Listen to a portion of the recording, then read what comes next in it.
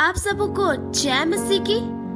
आप जो भी हैं मेरी बातों को सुन रहे हैं, एक बात तो तय है कि मरने के बाद हम परमेश्वर के साथ स्वर्ग में होंगे या फिर वो जगह जो परमेश्वर से बहुत ही ज्यादा दूर है, जिससे हम नर्क कहते हैं, वहां पर होंगे, जहाँ की आग कभी बुझती नहीं और वहां रात दिन लोग तड़पते रहेंगे।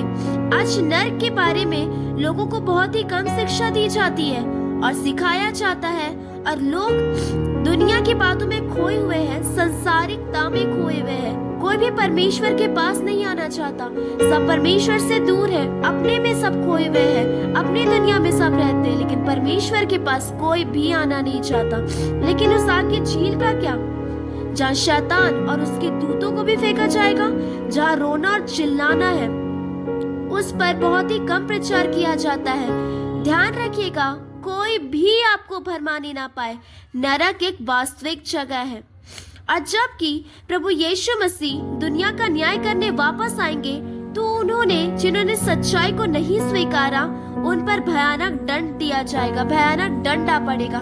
जैसे कि परमेश्वर का वचन कहता है, दूसरा थिस्सलुनीकियों उसका 8वां वचन में लिखा है, और जो परमेश्वर को नहीं पहचानते और हमारे प्रभु यीशु मसीह के सुसमाचार को नहीं मानते, वह उनसे पलटा लेगा, और उसके 9वें वचन में वे प्रभु के सामने से और उसकी शक्ति के तेज से दूर होकर अनंत विनाश का दंड पाएंगे। बाइबल हमें बताती है कि नरक एक असली जगह है। प्रभु यीशु मसीह ने नरक के बारे में बताया, प्रेरितों ने नरक का प्रचार किया। प्रभु यीशु मसीह ने एक से बढ़कर एक उदाहरण लोगों को दिखाए, ताकि वह नरक की गंभीरता को समझ पाए। जबकि हम वचन में देखेंगे कि नरक कितनी खतरनाक जगह है। लिखा है मत्ती उसका 13, उसके 42, उसके 50 वचन में, और उन्हें आग के कुंड में डाला गया, जहाँ रोना और दांत का पिसना होगा। नरक एक ऐसी जगह है जहाँ की आग कभी बुझती नहीं है, वहाँ सिर्फ रोना और दांतों का पिसना है। जब हम पढ़ेंगे मत्ती उसके 25 के 40 वचन में लिखा है, 41 वचन में, और वह अपने बाईं ओर वालों से कहेगा, हे शापित लोगों, मेरे सामने से उस कंचटा की झील में चले जाओ, जो शैतान और उसके दूतों के लिए तैयार की गई है। ध्यान रखिएगा, नरक मनुष्य के लिए नहीं बल्कि शैतान के लिए तैयार की गई थी, लेकिन मनुष्य ने परमेश्वर की दूर होकर, परमेश्वर से दूर अपनी जिंदगी को करके खुद नरक को अपना रास्ता, अपनी मंजिल के रूप में चुन लिया। इसलिए बाइबल कहती है नरक एक श्रापित लोगों की जगह है। नरक जो है वो परमेश्वर के लोगों की जगह नहीं है। जो लोग परमेश्वर के साथ चलते हैं, खुदा में बने रहते हैं, उसके साथ अपने जीवन को जीते हैं, परमेश्वर का वचन उनको धन्य कहता है। लेकिन जो लोग अपनी इच्छा से नरक को चुनते हैं, क्योंकि हम सब जानते हैं कि परमेश्वर ने अपना चुनाव करने का हक हम सबको खुद दिया है, और लोग अपने ही चुनाव में आकर नरक को अपनी मंजिल के रूप में चुनते हैं। लिखा है कि बुलाए गए तो बहुत, लेकिन चुने गए थोड़े हैं। इसलिए वचन कहता है कि नरक श्रापित लोगों की जगह है, जहां अनंत आग है, जो शैतान और उसके दूतों के लिए बनाई गई थी, इंसान के लिए नहीं। प्रकाशित वाक्य उसके 19 के 20 वचन में लिखा है, और वह पशु और उसके साथ वह झूठा भविष्यवक्ता पकड़ा गया, जिसे उसके सामने ऐसे चिन्ह दिखाए थे, जिनके द्वारा उसने उनको भरमाया, जिन पर उस पशु की छाप दी गई थी, और जो उसकी मूर्ति की पूजा करते थे, वह दोनों जीते जी आग के झील में डाल दिए गए, जो गंधक से जलती रहती है। नरक हमेशा गंधक से भरी रहती है, वह हमेशा जलती रहती है। प्रकाशित वाक्य उसके 20 के 14 वचन में लिखा है, वहाँ पे वचन हमें बताता है कि आग की झील दूसरी मृत्यु है। जब एक मनुष्य मरता है, जब उसकी मृत्यु हो जाती है, तो अपने शरीर की अवस्था में मरता है। जिस प्रकार आदम ने पाप किया और पाप की वजह से मृत्यु ने हम सबों के ऊपर राज्य किया, वो तो पहले मृत्यु है। लेकिन जब मनुष्य अपने पाप में मरता है, वह चाह कर भी परमेश्वर के पास नहीं आता, उसने अपने जीवन खुदा को नहीं दिया होता, वह परमेश्वर के साथ नहीं चलता, और जब वो मर जाता है अपने पाप में रहकर, जब उसे परमेश्वर ने अवसर दिया कि अपने मन को वह फिराए, लेकिन वो नहीं करता, तो वचन कहता है कि जब वो पहली मृत्यु में मरता है उसके बाद वो दूसरी मृत्यु में भी मरेगा, जिसे परमेश्वर का वचन आग की झील के रूप में बताती है, और वह दूसरी मृत्यु है। ये सभी वचन नरक को खूबसूरत और लुभावनी जगह के रूप में नहीं दर्शाते, परंतु एक ऐसी जगह जो दर्दनाक से भरी हुई है, जो मौत से भरी हुई है, और बताता है कि नरक परमेश्वर के क्रोध के कटोरे को दर्शाता है। उस पर जिन्होंने परमेश्वर के ऊपर विश्वास नहीं किया, जो उस पर विश्वास नहीं करते, उन पर उंडेला जाएगा। और आगे लिखा है प्रकाशित वाक्य उसके 14 के 11 वचन में जब हम पढ़ेंगे, वहां पे लिखा है, और उसकी पीड़ा का धुआं युगानुयुग उठता रहेगा, और जो उस पर पशु और उसकी मूर्ति की पूजा करते हैं, उन पर जो उसके नाम की छाप लेते हैं, उनको रात दिन चैन नहीं मिलेगा। परमेश्वर का वचन कहता है कि हमारा जो खुदा है वो जलन रखने वाला परमेश्वर है। जो हमारी पहली आज्ञा परमेश्वर ने दी वो यह है कि तुम मुझे छोड़ दूसरों को ईश्वर करके नहीं मानना। लेकिन लोग सच्चे परमेश्वर को जानकर भी खुदा के पास नहीं आते। वे दूसरी जगह जाते हैं, वे मूर्तियों की पूजा करते हैं, उस पर चढ़ाए हुए वस्तुओं को खाते हैं। परमेश्वर का वचन कहता है कि उनको रात दिन चैन नहीं मिलेगा। नरक एक दर्दनाक जगह का अंधकार में जगह है, जहाँ रोना और दांतों का पीसना है, जहाँ चीखना और चिल्लाना है, जहाँ गंधक की आग है और झील है, और वहाँ परमेश्वर के क्रोध को लगातार अनुभव किया जाता है। एक ऐसी जगह जहाँ दिन और रात आग में जलते रहेंगे, और जहाँ का कीड़ा कभी मरता नहीं है, जहाँ की आग कभी बुझती नहीं है। वहाँ रात दिन लोग तड़पते रहेंगे। वहाँ आपका पैसा काम नहीं आएगा, आपका धन दौलत वहाँ पे काम नहीं आएंगे, आपके लोग काम नहीं आएंगे। आप जाकर भी उस जगह से बाहर नहीं आ सकते।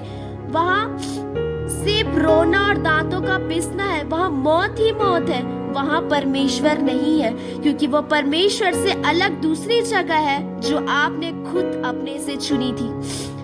आपकी विचारधारा परमेश्वर के सामने मायने नहीं रखते। याद रखिएगा, आप जो सोचते हैं, आपका विचारधारा जो होती है, वह परमेश्वर के सामने मायने नहीं रखते, क्योंकि परमेश्वर ने नरक की सच्चाई को ऑलरेडी हॉलिड बाइबल में बता दी।